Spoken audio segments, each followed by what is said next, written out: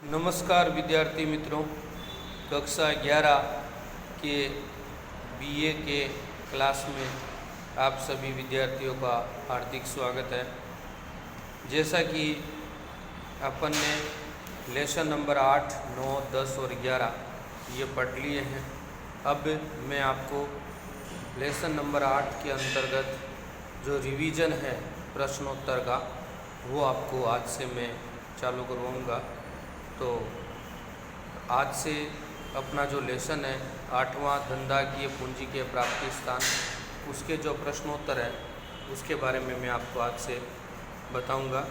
तो सभी ध्यान से प्रश्नोत्तरों को समझिएगा, सुनिएगा, ताकि आने वाली वार्षिक परीक्षा के अंतर्गत आपके लिए ये वीडियो उपयोगी बन सके। तो पहला विकल्प के प्रश्नोत्तर है, कंपनी के सच्चे मालिक कौन कहलाते हैं?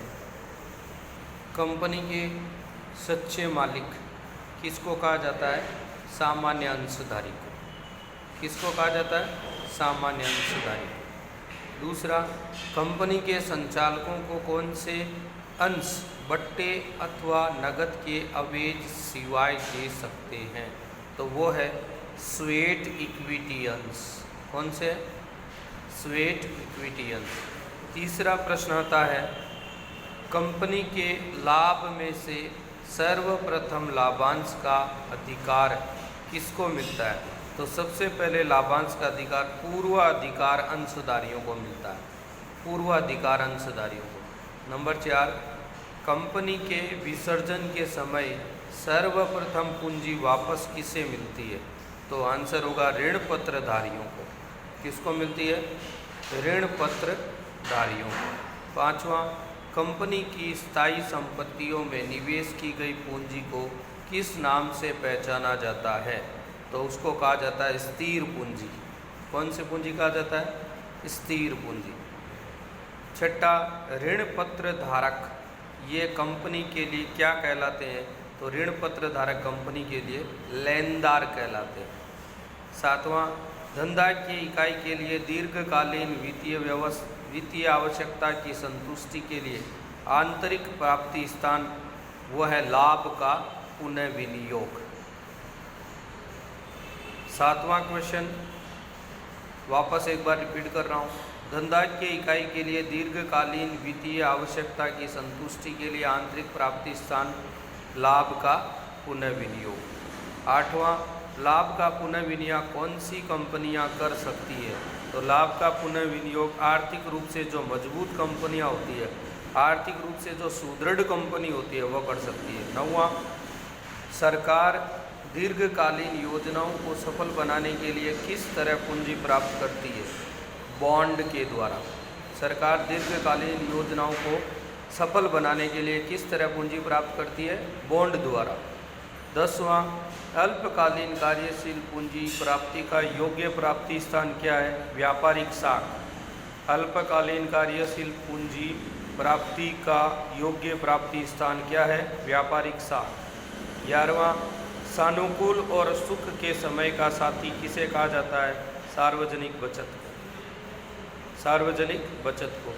12वां, सार्वजनिक बचत की समय मर्यादा अधिक से अधिक कितने महीने की होती है? तो वो होती है 36 महीने की, 36 मंथ्स। 13वां, कंपनी अपनी वित्तीय आवश्यकताओं की पूर्ति के लिए सार्वजनिक जनता के पास बचत स्वीकारती है, अर्थात लाभ का पुनः विनियोग। अर्थात लाभ का पुनः विनियोग। 13वां, सार्वजनिक बचत।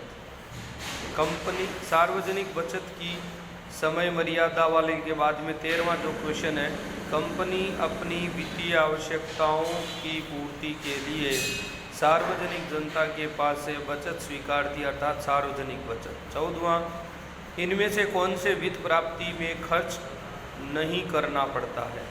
तो लाभ का पुनः विनियोग। और 15वां, मालिक की स्वरूप के कोष के संदर्भ में इनमें से कौन सा निवेश सत्य नहीं है? वो है डिबेंचर। तो ये है आपके 15 MCQ के प्रश्नोत्तर। ध्यान से आप लोग ये वीडियो को समझिएगा देखिएगा। और विकल्प जो इस बार आपके प्रश्न पत्र में आने वाले हैं फिर से, तो ध्यान से लेसन नंबर 8 के जो विकल्प है, 15 विकल्प मैंने आपको ये बताए हैं।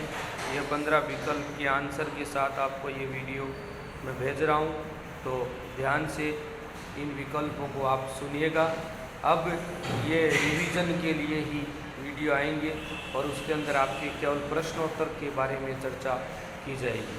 तो आज के इस वीडियो में इतना ही। धन्यवाद। अगले वीडियो में आपसे फिर से मुलाकात होगी, तब तक के लिए धन्यवाद।